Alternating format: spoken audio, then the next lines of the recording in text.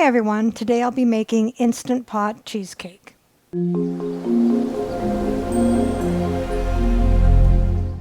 What all goes into the instant pot cheesecake? For the crust, 1 1/4 cups graham cracker crumbs, or if you have just the regular whole graham crackers, about 10 of them. 1/4 cup butter melted, 1 tablespoon sugar.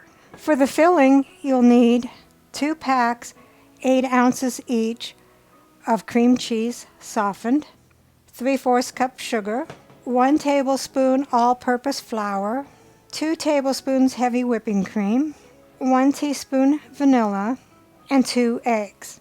So let's begin. So I have a 7-inch springform pan. I took some nonstick cooking spray and sprayed the bottom of that.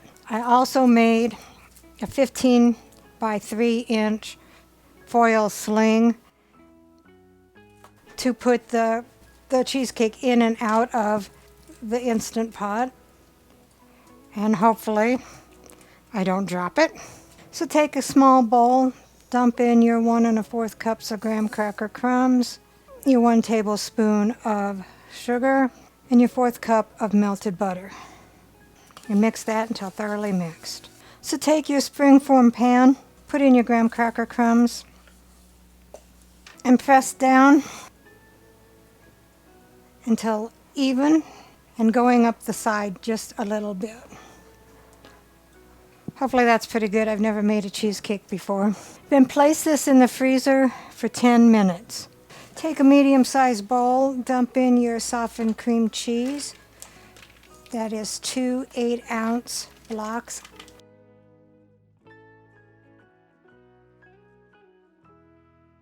And dump in the 3/4 cup of the granulated sugar, and beat that with an electric mixer on medium speed until smooth.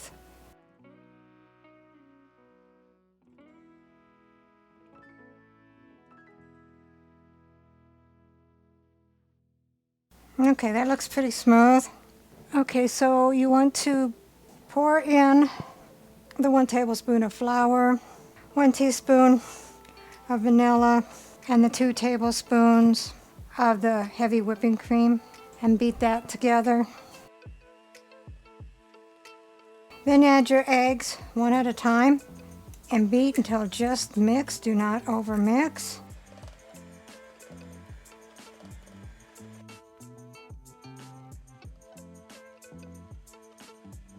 Okay, and then I'm just going to scrape down the sides and stir it in just a little bit, make sure it's all incorporated. So take your cheesecake mix, dump it into the graham cracker crust.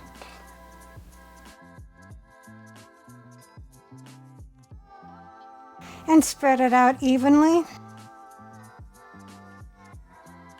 So that looks pretty even. Okay, so I inserted my rack into the insert of the Instant Pot. I have the ones with the handles. I'm thinking they're going to be too hard to grab and they're going to be hot.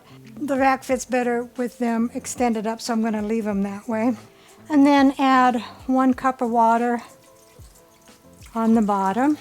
Guess that will be to steam it. Then I have my foil sling. I'm going to pick it up with the foil sling, put it in my Instant Pot on top of the rack, and hopefully not drop it. Ta-da! So you want to make sure that your foil handles are sticking up alongside of the insert, so when you take it out you can just reach in and grab it. Put your lid on and lock it. Turn your knob to sealing. You want to hit manual, which is pressure cook, and you want high pressure, which it's on. We don't want keep warm, so we'll shut that off. Then we're going to do 25 minutes. And then it's going to go back and hit, say on. It'll say on, and then it'll build up pressure, and then it will start cooking down. So it shows 25 minutes. It will then count down till done. The 25 minutes are done. It says end. We'll hit cancel and then let it naturally release for 10 minutes.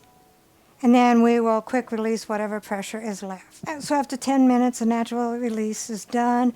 I went ahead and did the quick release, but there's no pressure left.